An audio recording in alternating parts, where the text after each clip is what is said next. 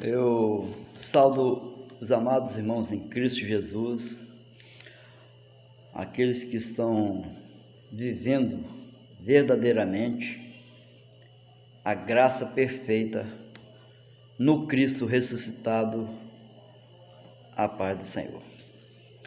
Meus amados, é com muita alegria, com muito gozo no meu coração que eu tenho procurado os dons na minha vida. Como a própria palavra fala que o Senhor, Ele deu os talentos, que são os dons. E cada um deve procurar, dentro da sua natureza, de uma forma ampla, segura, os melhores dons da sua vida. E eu quero terminar meus dias nessa terra, mas quero deixar algo agregado, porque eu não posso acreditar que eu vim sobre essa terra, sobre o reino de Deus, só para comer, beber e dormir, trabalhar, ter uma esposa, ter filhos, netos, bisnetos. Eu acho que tem algo a acrescentar ainda, que está no coração de Deus, e Ele espera que eu faça e que você faça também. Eu tive agora, algumas horas atrás, me chamou a atenção sobre as parábolas. Como eu fiz um pequeno comentário, a parábola do rico e Lázaro. Mas por qual motivo, por qual idealismo que Jesus, no dia da sua carne, ele falava por parábolas? A quem ele dirigia essas palavras? Para nós entendermos, nós temos que procurar saber qual o significado da palavra parábola. É uma pequena narrativa. O significado da palavra parábola é uma pequena narrativa que usa alegoria para transmitir uma lição moral. Certo? Os grandes estudiosos, eles usam a parábola. E as parábolas de Jesus, ela tem um objetivo também. Mas eu creio que não de moralmente, mas para ensinar, para corrigir, trazer um ensinamento que eles se perderam ao longo do tempo. Então, as parábolas de Jesus eram uma história comum na cultura daquele tempo. Tinha como objetivo de ensinar coisas sobre o reino de Deus. Essa era o objetivo das parábolas que Jesus de Nazaré, no dia da sua carne, trazia para aquela época, para aquele povo. Mas que povo era esse? Nós vamos deparar aqui com alguns grupos, nós vamos começar a falar de uma parábola que eu cansei de pregar, cansei de dar estudo sobre essa parábola, que é a parábola do filho pródigo. E eu me perguntava, será que ele está falando para quem? Para mim? Para os irmãos que estavam presentes nas reuniões, nas escolas bíblicas dominical? Ou se ele estava falando para aquela época, para os judeus? O que aplica a mim e aos nós que estávamos aqui presentes, estavam ouvindo? Eu achava que estava tudo certo, estava falando para todo mundo, não é? Você também pensa também, você acha que está falando para você também, não é? Mas não é não. Aí que está o segredo. Isso não aplica a mim e nem a você. Você talvez tem 10, 20, 30 anos, 40 anos dentro da chamada igreja. E essa palavra não é para você, meu amado. Não é para você. Mas como é assim, irmão Hélio? Porque essa palavra não é para mim, não está escrito? Sim, está escrito. Mas que época foi escrita? Que tempo foi escrito? Quem escreveu? Foi Lucas que escreveu. Não é? Lucas, meus amados, para quem não sabe, ele não era discípulo nem apóstolo de Jesus Cristo, Jesus Nazaré, não. Ele foi discípulo de Pedro e de Paulo por um tempo.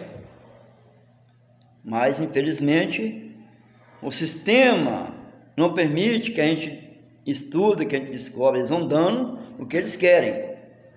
Essa é a verdade. Então, o que acontece? Sobre essa parábola do filho pródigo, havia dos talentos, do semeador, do trigo e do joio, do rico e Lázaro. Mas eu quero trazer para os irmãos sobre essa parábola aqui do filho pródigo, certo? Depois os irmãos estudam e começam a perceber que não está falando para mim nem para você. Olha, os olhos iluminados e com a mente aberta para receber as divinas revelações da paz de Deus, não de homens. Que o homem não tem nada para oferecer nem dar. Pelo contrário, o sistema quer tirar. Então o que acontece? Está escrito lá em Lucas, capítulo 11, versículo 11 até o 32, sobre essa passagem aqui do filho pródigo. A parábola do filho pródigo, Jesus falava aos judeus. Falava para os judeus que a profecia estava referindo a Isaías lá no capítulo 54. Olha para você ver. Antes de Jesus nascer, passado 700, 800 anos, essa profecia já estava escrita lá em Isaías 54. Jesus agora só está confirmando aquela palavra. Lembra que Isaías falou que ele falaria sobre parábolas? É isso aí. Agora você já está pegando, né? Já está começando a iluminar os seus olhos, né? Muito bom. Então, e o apóstolo Paulo também, ele faz menção, referência, lá no livro de Gálatas, sobre essa passagem também, que Jesus deixou agregado aqui também. No livro de Gálatas, capítulo 4, versículo... Todo capítulo, mas tem um versículo-chave, que é o 27 e o 28, que faz a conjugação dos verbos, das palavras. Aí sim, aí com os olhos iluminados, com a mente aberta, nós vamos entender o segredo das revelações divinas da paz de Deus. Meus amados, é muito gratificante. Olha, você não vai perder seu tempo como eu não estou perdendo o meu. Pelo contrário, eu estou tendo conhecimento que estava oculto. Agora chegou a mim. Jesus tentava ensinar aos grupos religiosos daquela época, o extremista de Israel, judeus ultras religiosos daquela época. Eram homens natos, homens viviam o judaísmo na integridade da lei de Moisés. Eles viviam plenamente presos à lei de Moisés. Havia dois grupos ali, dos fariseus e dos saduceus, os escribas e os doutores da lei. Era para esses grupos que Jesus estava falando sobre essa parábola do filho pródigo. Mas quem possa entender por que essa parábola? Naquela época, as crianças nas sinagogas, que na sinagoga aprendia que o eterno Deus só possuía um filho. E esse filho era Israel, que é o povo judeu. Então, Jesus traz essa parábola do filho que gastou tudo, que foi com as meretrizes. Vocês conhecem a história. A representava a vida de Israel, que abandonou o primeiro amor, abandonou os primeiros ensinamentos, não praticava mais. Israel virou um filho velho, envelheceu espiritualmente. Tinha tudo e não tinha nada. E hoje, infelizmente, acontece no nosso meio. Nós temos tudo e estamos querendo mais e achamos que não estamos recebendo. Muitos estão na figura desse filho pródigo, espiritualmente. Então, o que acontece? Um exemplo. Então, dirás a Faraó: assim diz o Senhor de Israel, é meu filho, meu primogênito. Está lá em Êxodo 4, versículo 22 e 23. Entendeu? Deus, do início, Deus só tem um único filho, que é o povo dele. Israel representa um único filho. E hoje nós somos o Israel espiritual. Hoje nós não temos mais ordenanças sobre nós, não temos leis para nos escravizar, nós somos livres. Paulo fala isso lá em Gálatas. Ele traz uma revelação de Isaías 54, e ele traz para a igreja de Galácia, em Gálatas, no capítulo 4, versículo 21 a 31, mas o versículo 27 e 28, que vem falando dessa mensagem, para mim e para você. Você precisa de pegar a palavra e entender ela no seu contexto. Às vezes nós ficamos só pegados só nos textos e não procuramos fazer pesquisa, estudar. Em Gálatas capítulo 4, versículo 27 e 28, fala assim, porque está escrito, alegra-te estéril, que não dá a luz, esforça-te e clama, tu que estás de parto, porque os filhos da solitária são mais do que os dos que têm um marido, mas nós, irmãos, somos filhos da promessa como Isaque. Entendeu, meus amados? Nós somos filhos da promessa. Após a cruz, nós vivemos essa promessa em Cristo Jesus ressuscitado. Procura ler o capítulo 4 de Gálatas, até o versículo 31. E procura ler lá em Isaías, o capítulo 54.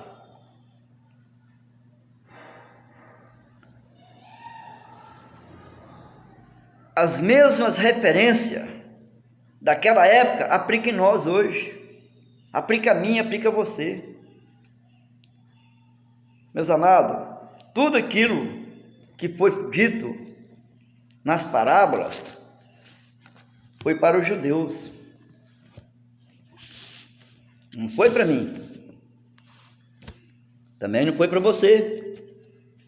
Eu não posso aplicar o que foram dito para eles naquela época, no ano 34, 35, 36, não sei, 38, 39. Nós não temos ainda, nós temos que amadurecer ainda. Mas hoje nós estamos no ano 2020. tudo aquilo que o judeu viveu naquela época, até o ano 70, foi para eles, não foi para nós. O Brasil foi descoberto em que ano?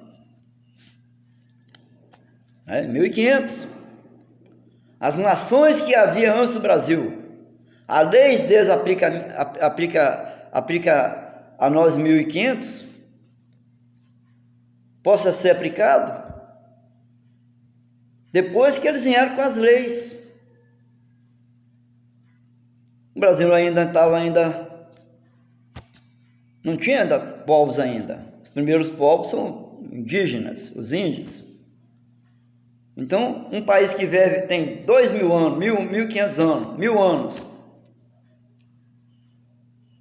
as leis deles naquela época, o Brasil não existia ainda. Então, o que aconteceu com Israel, aconteceu com Israel, no tempo deles. Jesus não tinha essa palavra para mim nem para você. Os grupos dos religiosos, os fariseus, saduceus, os extremistas, aqueles que eram os contra. Essa é a palavra que era para eles. Hoje nós temos uma palavra, a palavra da graça, da misericórdia, porque pela graça somos salvos. É isso que importa, meu amado. É quando a gente passa a entender a linguagem da palavra de Deus, o que aplica a mim e o que não aplica. E nós, quando entramos nesse caminho, que é o caminho da verdade, nós vamos nos libertando das prisões que o sistema nos aprisionaram há quanto tempo aí.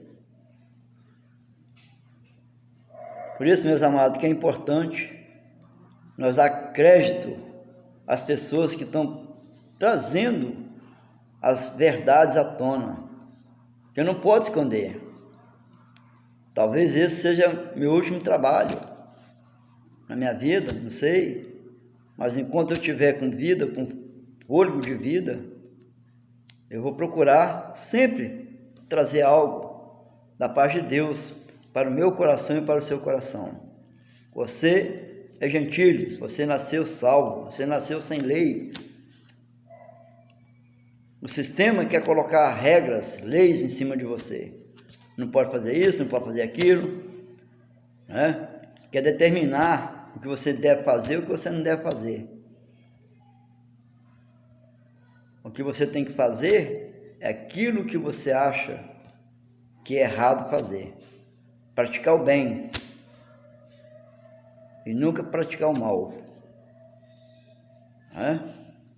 Se a pessoa pedir um copo de água, você oferece ele da melhor água que você tem.